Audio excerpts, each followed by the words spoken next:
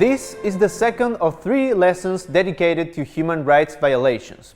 In it, we will cover 3 points: the criminology of human rights, some relevant distinctions, and different angles from which to look at human rights violations.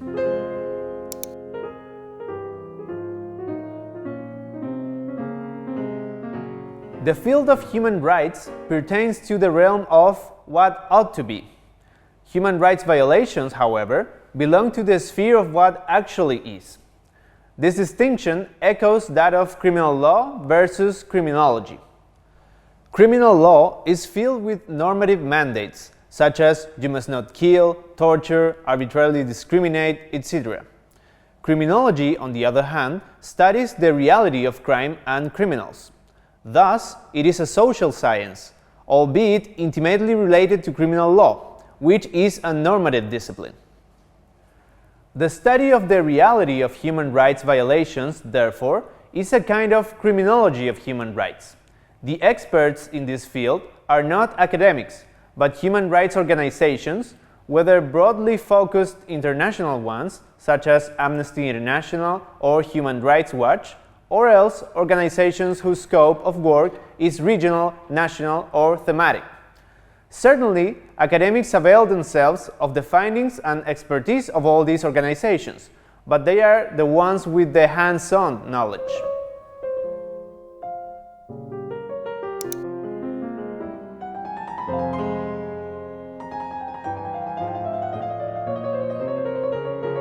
Most human rights violations, horrible as they may be, are made of simple identifiable acts: to kill, to mistreat, to arbitrarily discriminate, etc.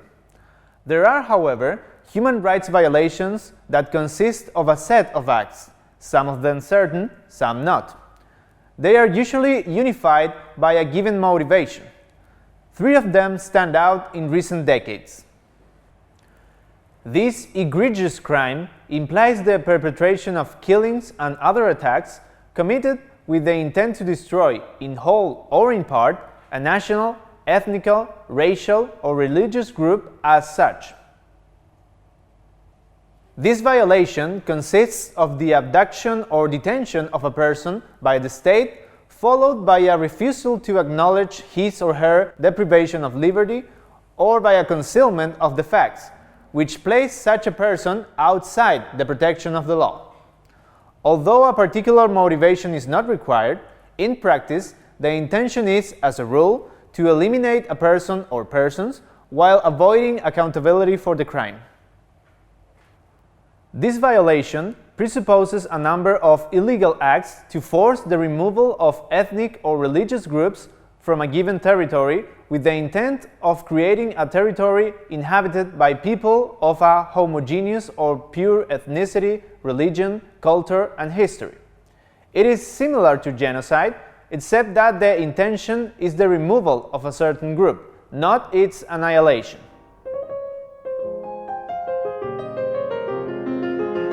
To establish the violation of economic, social, and cultural rights may be relatively simple when the principle of non-arbitrary discrimination is transgressed.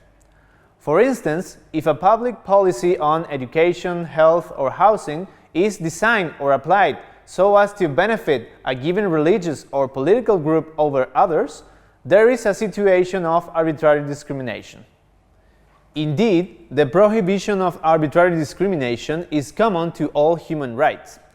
Concerning other economic, social, and cultural rights, with some exceptions, it is more difficult to document their violation, because most such rights involve an obligation to fulfill them progressively.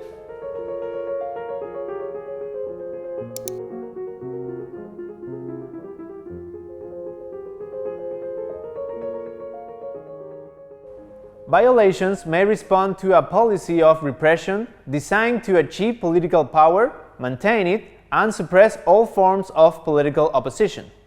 Or else, they may be sporadic or unsystematic.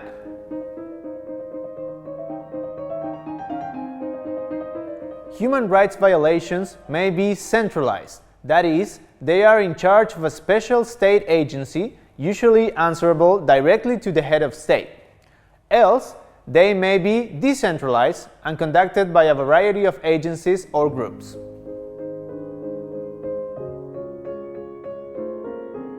Human rights violations may be directed against specific individuals, or they may be massive in scale, meaning that they affect whole categories of persons. They may also be indiscriminate, as it would be the shooting against a crowd of protesters.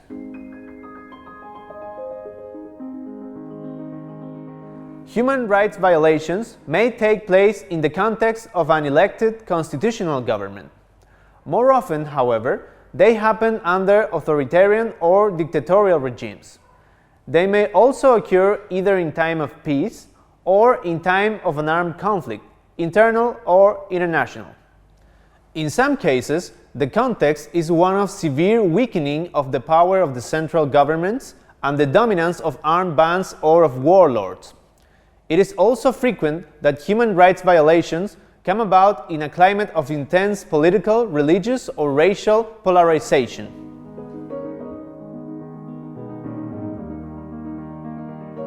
The general intention behind a state policy of human rights violations is usually to acquire political power, hold on to it, and suppress dissent.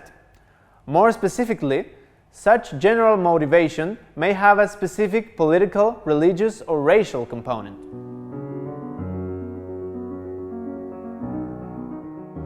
Often, repressive governments try to make their human rights violations appear as legally based.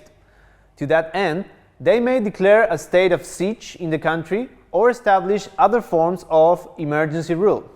Such forms of emergency rule are often renewed once and over again, so in practice they have a duration of many years. Repressive governments may also pass laws punishing as crimes what is but the exercise of basic rights and freedoms. Often they enact amnesty laws for crimes committed by their agents.